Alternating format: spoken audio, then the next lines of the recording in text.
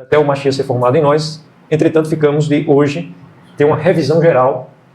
Revisão sempre é uma síntese, né? Então a gente tem prejuízo do conteúdo, a gente diminui muito o conteúdo. Então ninguém se baseie na revisão. Eu quero recomendar a todos que voltem a rever cada uma mensagem que ficou aí no canal Reino Sião no YouTube.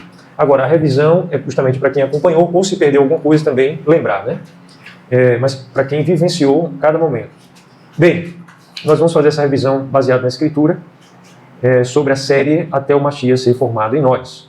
E o texto básico é Gálatas 4:19, que diz assim, Gálatas 4:19, meus filhos, por quem de novo sofro as dores de parto, até ser o Mashiach formado em vós. Então o apóstolo Paulo escreve, né, teve a oportunidade de já ler o contexto maior e imediato desse capítulo 4, e agora a gente se volta para o versículo 19 aqui. Bem, até o Mashiach ser formado em nós, a gente trabalhou a questão do discipulado original também dentro dessa visão.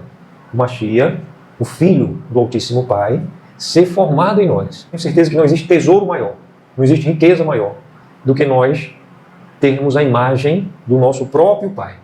O Filho, diz a Escritura, é a plenitude do Pai. Então o nosso Salvador, a razão da nossa vida, o nosso Rei, Yahshua, ele é a plenitude da manifestação do Pai. E o nosso chamado é sermos como Ele, para que Ele seja o primogênito entre muitos irmãos. Amém? Então, a mais importante obra do Espírito dele em nós é fazer com que o nosso ser, o nosso caráter, seja formado à imagem dele. A imagem dele não é a fisionomia, não é o rosto, não é a cor da pele, de cabelo. Cada homem faz uma ideia. Na Europa pintam um Cristo da religião, que é o quê? Pele clara, olho claro, cabelo liso. Na África pintam um Cristo da religião, pele escura, cabelo crespo, estatura. Lá no Oriente, no Extremo Oriente, onde o pessoal tem o olho repuxadinho, como é que eles pintam um Cristo? Um Cristo de uma estatura mais baixa, Cristo de uma estatura um pouco menor, né? E o olho bem repuxadinho.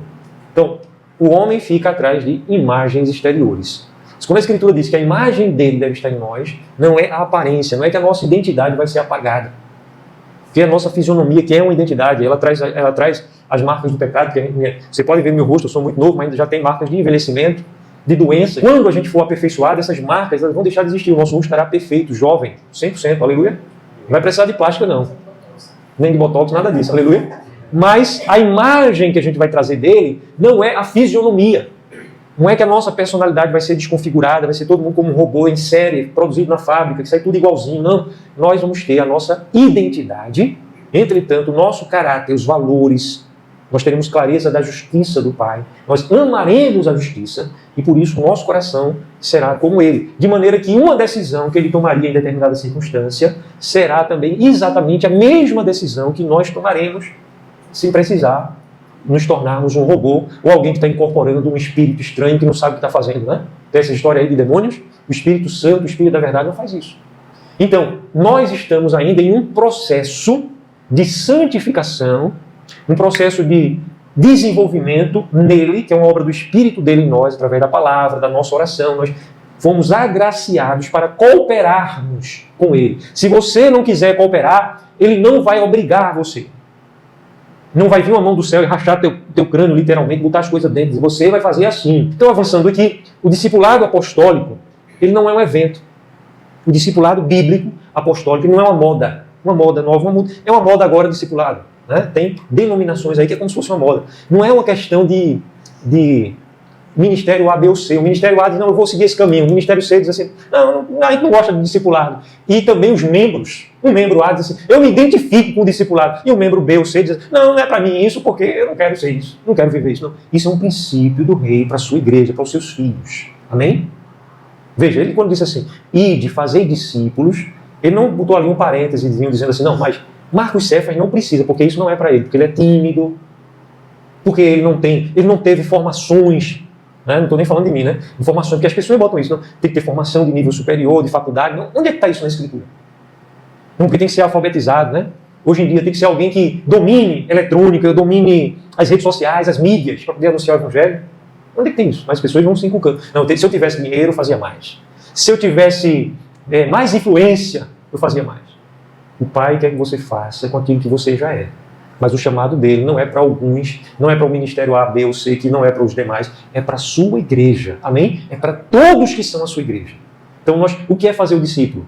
Fazer o discípulo é ensinar o discípulo conteúdo, não ensinar eles o conteúdo, mas ensinar a guardar. Uma vida transformada. É um acompanhamento em oração, não é por força nem por poder, não é por violência, mas é pelo Espírito do Altíssimo Pai.